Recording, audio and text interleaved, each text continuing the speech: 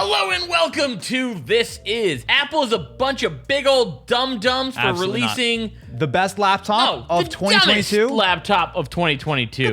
Look at that. Let's talk about the new MacBook Air and the M2 chip. My stance on this thing. Go ahead. I know it's very different than yours. Sure. I do not think the M2 should have been released this year. Let's split it up, right? Because the M2 is the chip inside this new MacBook Air, as well as the 13-inch MacBook Pro, which just don't buy that. It's dumb. Unless it's on sale, which it is right now. But there's also a brand new chassis for the MacBook Air. The first time it's been redesigned since, I think, 2018 or so. So let me talk about the M2 first. When you look at the M1 versus the M2, now ignore all the M1 Pro, Max, Ultra, all that We're stuff talking is about for just the base M1. Exactly, which is what most devices use. So the M1 has proliferated throughout a lot of Apple's lineup. It is available in the iMac. It's available in it used to be in the MacBook Pro as well as the MacBook Air, the Mac Mini. The M1 was a chip that really showed a lot of promise because it was incredibly powerful in tons of applications, but it was also efficient enough that you could put it in an iPad and it was fine, or you could put it all the way in like something like an iMac or a Mac Mini with active cooling and whatnot. Put it pretty much any device that Apple was selling across the board. Yeah, which is why it was great. Terrific, absolutely terrific. So the main difference between M1 and M2 is that it is a little bit more power hungry and a little bit more powerful. So it's still on a 5-nanometer process, right? So it's not like some crazy jump. It is more up to date on the CPU architecture, and it's significantly better on the GPU. There are other things. So if you're a content creator, it has a lot of the media encode stuff from the Pro chips. So you can do things like ProRes and whatnot a lot smoother. You can handle like 8K and a lot of nonsense like that, which all of these things are solid improvements. The main downside is because it is a more powerful chip, it can and would like to run at higher TDPs, which basically just means if you give it more power, you give it more cooling, you can get more performance. But by that same token, if you put it in a super thin and light chassis like this, you aren't necessarily going to let the chip really flex its full potential. Therein lies my problem. 2 years ago when they released the M1 MacBook Air, I fell in love with that laptop. And I could not speak its praises any higher. It was $1,000 for the base model, had 8 gigs of RAM, which actually, look, I know a lot of people will scoff at 8 gigs, but it was efficient with that 8 gigs. At $1,000, that thing was the most powerful laptop you could get, hands down. Again, remember how most people use a MacBook Air, which is college students, early young professionals, who's doing mostly email, web browsing, stuff like that. And you do some light stuff like Photoshop, light video editing. You do not need to be trying to edit 8K footage on a MacBook Air. It's not what it's meant for. It also will do it, for the record.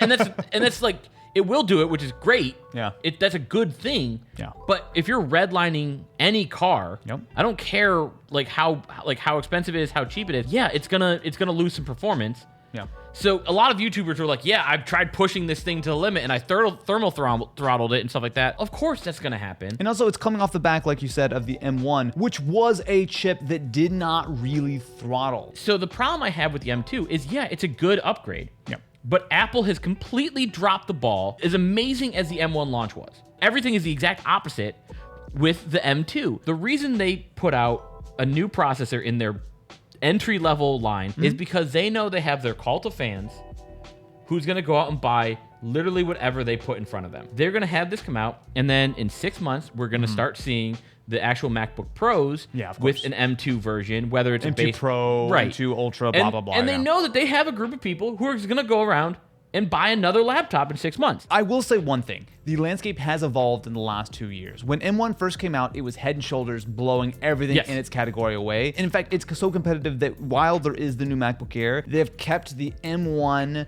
last year or the previous model still around in the lineup for the exact same price. So this is now the $1,200 model, whereas the old one started at $1,000. But both AMD and Intel have become a lot more competitive. In the case where they're still not quite there when it comes to the efficiency and the power, but significantly closer than they were 2 years ago. When I say I don't like that M2 has come out yet, it's not because I think that they could have ridden the wave of M1. Yeah. I think it's the release order. This should not have been in a MacBook Air. They showed it in its worst form. Yeah. So there's like, the M2 is objectively better than M1. 100%. No one's arguing that. Yeah. But they put it in a chassis that cannot cool the system. People already just look for reasons to hate Apple. Okay. They look for any little thing. And so now when they put it in a chassis that's not prepared to handle the thermals of the M2, now suddenly all the goodwill that they had of the M1 is tainted. You and Ken over on Danky Channel just did a video where you strapped a cooler on it to get better thermals on it. We have to sensationalize this a little bit to make content for views and stuff like that. But now everyone thinks that you need that, like, the laptop sucks. Here's the thing, though, to contextualize it better, M2 in this chassis fully throttling is still, generally speaking, faster than M1. Right? The main comparison with the M1 was like the MacBook Air versus the Pro, right? Which, just like this generation, is whether or not you have a fan.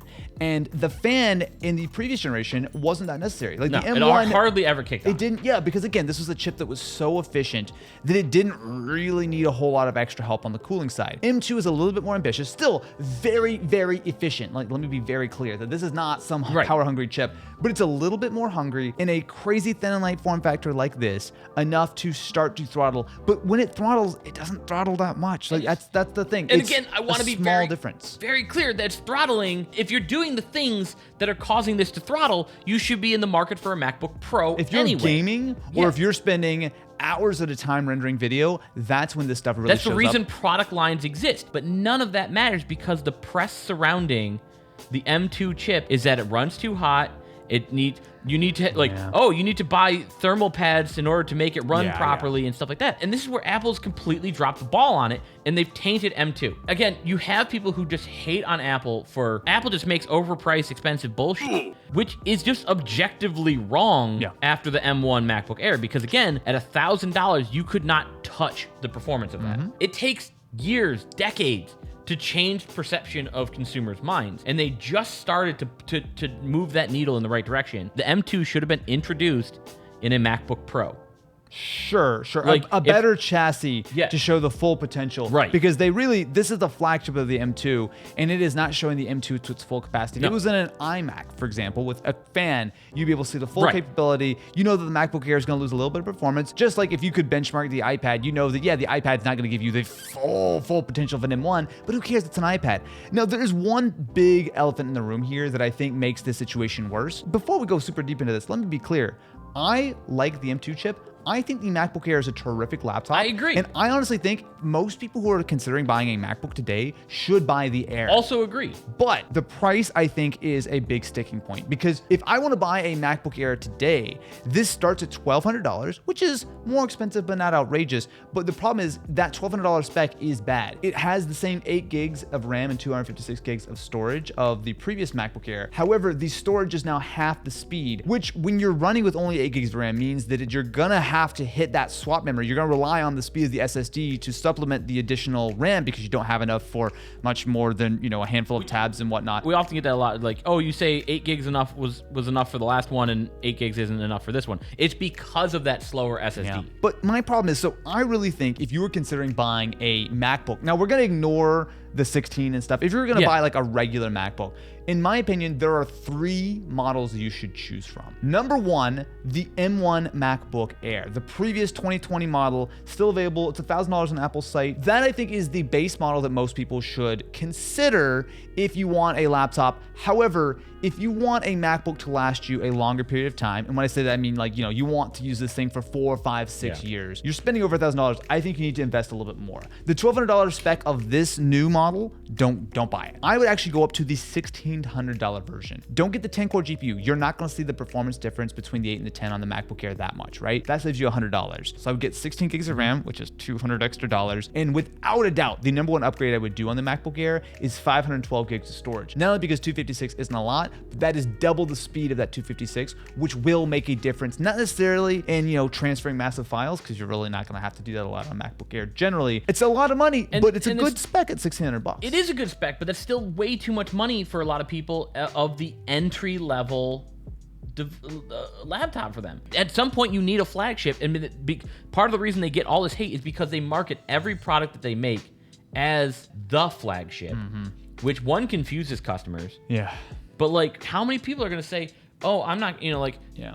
This thing can't even cool, which was like, this is the i9 all over again. If you want to really boil it down, it's twofold. Yeah. The new MacBook Air is fine as far as performance goes. It throttles a little bit more than the previous model, which is not a huge deal. And it's honestly something you can easily fix yourself. But my bigger issue with this is that while it is an absolutely terrific laptop, I think Apple got a little bit greedy. The fact that it is $200 more than the previous MacBook Air with the same general spec, 8 and 256, they should have given you something more for that $1,200, or they shouldn't have raised the price by that much. Yeah, because I right think now, it's too aggressive. I think what should have happened, they should have just done the redesign of the chassis. Yeah. Have it be the exact same spec M1 as last year. Well, they just don't charge so much for it. I think the Air just should charge too always much. follow the MacBook Pro.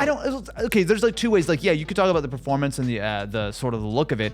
I don't care about that as much as just the fact that it's $1,200, and it is actually, in some ways, the $1,200 version of this MacBook Air is worse than the M1. I actually think if you were going to use both of those systems side by side for extended daily use, the slower SSD on this, I think, may actually make a bigger difference to your like sort of overall experience than the niceties of the little bit of a larger screen and the extra MagSafe port. I really think that they are charging you more for a probably worse laptop. And while if you spend a little bit more money, I think you can get a configuration of this, which is fantastic and terrific. I really want to hit that because it is such a nice laptop. For anyone who is not a content creator or someone who's using HDMI and SD cards all the time, this is the laptop to get. You just gotta really pay for it. And we kind of all got spoiled by how good that last MacBook Air is, especially considering that it is still around. Let us know in the comments what you think about this. Is it too much, too little? Of course you think it's too much. Like, subscribe, follow.